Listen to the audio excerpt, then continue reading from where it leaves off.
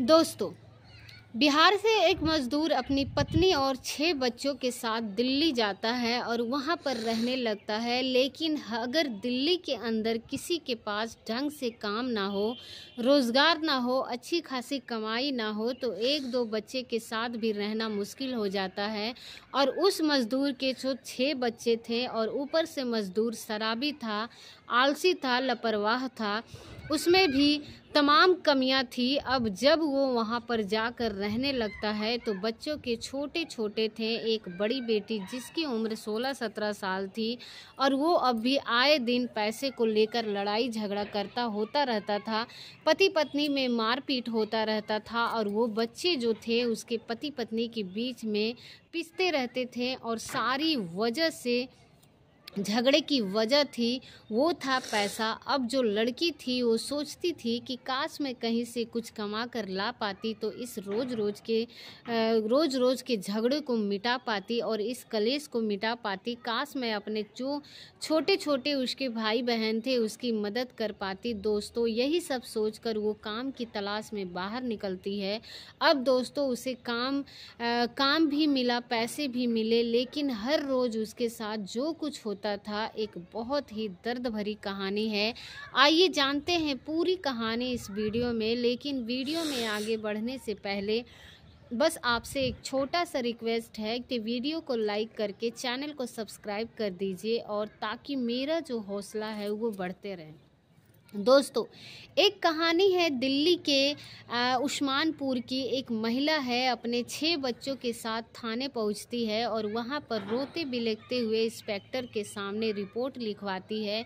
शिकायत करती है कि जो उसका पति है वो उसे रोज रोज मारता है, शराबी है, काम नहीं करता है। मैं 6 बच्चों को लेकर कहाँ जाऊं। वो पिछले 2 महीनों में 3-4 बार उस थाने में जा चुकी थी। अब जो इंस्पेक्टर साहब थे वो कहते हैं कि तुम रोज रोज यहाँ पे चली आती हो और तुम्हारे 6 बच्चे हैं, अकेला कमाने वाला, दिल्ली जैसे शहर में तुम लोगों का पेट कैसे भरेगा। तो तुम भी कोई काम धंधा करो, खाली बैठी रहोगी तो घर पर झगड़ा ही करोगी और कुछ तुम भी मदद किया करो। मान लिया पति तुम्हारा शराबी है, निकम्मा है, तुम भी कुछ कर सकती हो। और इसी तरह से अगर ऐसी बात है तो तुम गांव में ही रहती। लेकिन वो कहती है कि मैं गांव में तो एक भी पैसे नहीं देता था और वहाँ तो सास ससुर जीने नहीं देते थे। इसी से तंग आकर मैं जो उसके साथ ही यहाँ पर चली आई।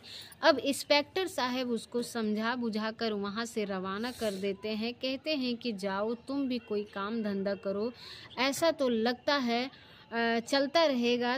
तो अब दोस्तों वहाँ से वो तो चली जाती है, लेकिन अब 6 बच्चे जिनके हो और उनमें से भी कुछ छोटे बच्चे हो, एक तो दूध ही पीता था, उसके लिए जो काम है करना तो पॉसिबल था नहीं।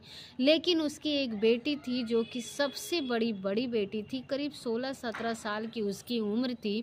उसका नाम पायल होता है। दोस्तों, पायल यहाँ पर एक बदला हुआ नाम है, काल्पनिक नाम है। जो कुछ पायल थी उसके दिमाग में इंस्पेक्टर साहब का बात बैठ जाता है और वो सोचती है कि चलो इन्होंने अच्छा ही कहा है, कहीं मैं कुछ काम करती हूँ। क्योंकि जब झगड़ा लड़ाई होता था तो सबसे ज़्यादा परेशानी उसी की होती थी, क्योंकि वही समझदार थी। तो इसीलिए वो सोचती है कि कुछ मुझे ही करना पड़ेगा। अब वो गांव में थी तो किसी तरीके से 8वीं तक पढ़ी थी, उसके बाद वो पढ़ाई छोड़ रखी थी और यहाँ पर भी आई है तो उसको 5-6 महीने हो चुके हैं और घर पर ही रहती है, खाना वगैरह बनाती थी।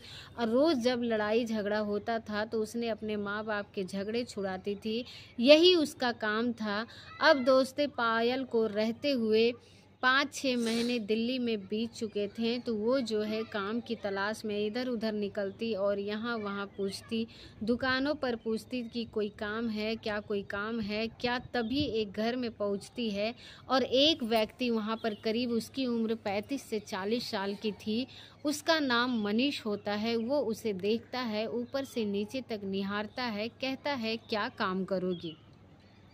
पायल कहती है कोई भी काम कर लूँगी, बस पैसे मुझे मिलने चाहिए, पैसों की बड़ी परेशानी है। मनीष उसके बारे में पूछताछ करता है, उसके बाद कहता है ठीक है, तुम मेरे घर पर आ जाओ, मुझे तुम्हारी ज़रूरत है, क्या क्या काम है वो मैं तुम्हें समझा देता हूँ। और उसने अपने घर पर बुला लेता है और उसके बाद तो कहता है कि पहले तुम मेरा सर दबा दो, मेरा सर दर्द कर रहा है। अब वो दोस्तों उसका सर दबाने लगती है और उससे बातचीत करते करते पता लगा लेता है कि इसका बाप शराबी है।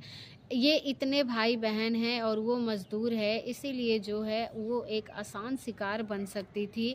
अब मनीष जो था वो आधे घंटे में पायल के बारे में सब कुछ पता कर लेता है। उसके बाद उसे कुछ पैसे देता है और कहता है ठीक है, तुम आज जाओ, लेकिन किसी से कुछ बताना मत कि तुम कहाँ काम करती हो, क्या क्या काम करती हो। कहती है कि ठीक है। मनीष कहता है कि तुम जब भी पैसों की ज़रूरत होगी तुम यहाँ पर आ जाना करना, वैसे तो कोई ख़ास काम है नहीं, लेकिन मैं अकेला रहता हूँ और तुम कल आ जाना। अब दोस्तों वो जाती है और अपनी माँ को पैसे देती है, उससे बचाती है कि मैंने कहीं काम ढूंढ लिया है।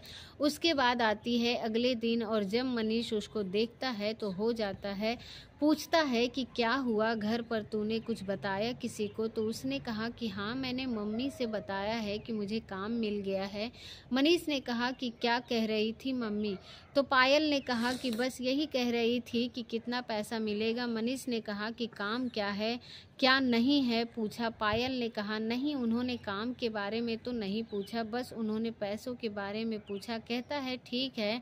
उसके बाद कहता है कि ठीक है, आज भी चलो मेरा सर दबा दो। उसके बाद वो जाता है, बिस्तर पर लेट जाता है, उसका सर दबाने लगती है, फिर वो धीरे धीरे उससे अश्लील हरकतें करने लगता है। पायल जो है पहले तो कुछ उसे ना नुकुर करती है, कहती है आप ये क्या कर रहे हैं अंकल? वो कहता है कि ये तुमसे सॉरी, परेशानी हो जाएगी। देखो पैसा कमाना इतना आसान नहीं है और अगर तुम पैसे कमाना चाहती हो तो कुछ ना कुछ तो करना पड़ेगा। अब दोस्तों ऐसे ही अब उससे धीरे धीरे वो अपनी हरकतें बढ़ाता है और पायल भी मजबूर होकर, उससे पैसे की ज़रूरत थी, वो उसे मना नहीं कर सकी। और उस दिन मनीष जो था उसके मन में जो था, उसके दिल में जो था, उसने पायल के साथ सब कुछ कर लिया। अब पायल जो है मजबूर थी, वो दर्द सहती रही, लेकिन उसके बाद मनीष ने उसे पैसे दिए और बोले ठीक है, तुम फिर कल आना जब तुम्हारा मन करेगा। ऐसे ऐसे 1 महीने तक चलता रहा और इन दोनों के बीच, लेकिन मनीष के मन में जो था वो लालच आ जाती है। वो जो है अब उससे पैसे कमाने के बारे में सोचने लगता है। एक दिन जब वो जाती है तो उस घर में 50 साल का एक आदमी था, उसे वो देखती है तो कहती है कि ये कौन है? मनीष कहता है कि ये भी तुम्हें पैसे देंगे।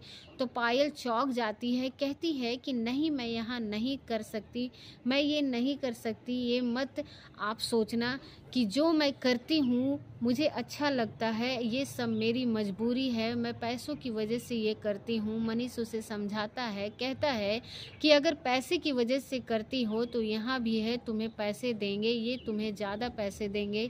अब दोस्तों उसे इतना वो समझाता है, कुछ पैसे भी उसके हाथ पे रख देता है, फिर वो मना नहीं करती है और वो आदमी भी उसके साथ वही हरकत करता है जो कि मनीष करते आया था। अब वो शख्स भी जो है पायल से अपनी ज़रूरतें पूरी करता है, उसके बाद उसे पैसे देता है और वहाँ से चला जाता है। इस तरीके से अब यही काम हो गया था। पायल वहाँ पर आती और मनीष किसी न किसी को बुलाकर घर पे पहले से ही बुला लेता और फिर वो पैसों के बदले पायल से यही सब करते। ऐसे ऐसे करीब 6-7 महीने बीत गए। करीब 50 लोग ऐसे थे जो कि पायल से अपनी ज़रूरतें पूरी किए, उसे पैसे दिए। अब धीरे धीरे जो है पायल को ये सब आसान लगने लगा, क्योंकि उसे पैसे मिलते थे और इससे उसके परिवार की ज़रूरतें पूरी होती थी।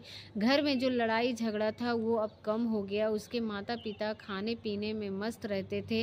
हालांकि उनको भी पता चल गया था कि उनकी बेटी बाहर जाकर क्या काम कर रही थी, लेकिन अब पैसे को देखकर उनका भी ज़मीर मर चुका था और वो जो है उन्हें कोई फ़र्क नहीं पड़ता था। धीरे धीरे जो है पायल जो थी अब खुद ही ऐसे लोगों को ढूंढने लगी कि जिनको उनकी ज़रूरत थी। उसे पता चला तो मनीष वो काफ़ी पैसे लोगों से लेता है और फिर उसका यूज़ करता है। फिर उसने उससे भी किनारा कर लिया और उसके बाद फिर वो खुद ही काम करने लगी और ऐसे-ऐसे 2-3 सालों में उसने काम कर लिया और उसके परिवार की स्थिति सुधरती गई। लेकिन उसका जो बाप था, उसके जो पिता थे दोस्तों, उसने जो उसकी शराब की लत थी वो और उसे बढ़ा लिया और एक दिन ऐसा हुआ कि उसकी मौत हो गई। अब दोस्तों, जब पायल के पिता की मौत हो गई तो उसने अपने माँ को अपने गाँव भेज दिया और बिहार भेज दिया और बोली कि मम्मी तुम वहाँ पर जाओ, इन लोगों को देखो। और उनसे जो छोटी बहन थी उसको भी शादी करने की उम्र हो गई थी। वो कहती है कि जाओ तुम इसकी शादी करो। और जो 3 भाई थे और उसकी एक और बहन थी जो है स्कूल में डालो, यहाँ पर पैसे कमा कर भेज करूँगी। दोस्तों 2-3 साल तक उसने ऐसे ही काम किया और फिर एक दिन वो दिल्ली के सबसे बड़े रेड लाइट इलाके में जीबी रोड में पहुँचती है। वहाँ पर एक कोठे पर जाती है और पिछले 5 सालों से भी वो वहीं पर रह रही थी, काम कर रही थी। उसकी बस एक ही तमन्ना थी कि उसकी ज़िंदगी भले ही बर्बाद हो और उसने जो भी किए हैं उसे खुद नहीं पता था कि उसने गलत किया और ये सही किया। उसे किस्मत का खेल कहे या माँ बाप की गलती कहे, क्या कहे उसे खुद नहीं पता था। लेकिन उसकी बस एक ही तमन्ना थी कि उसका जो परिवार है, उसका जो फ्यूचर है, जो बेहतर हो जा सके।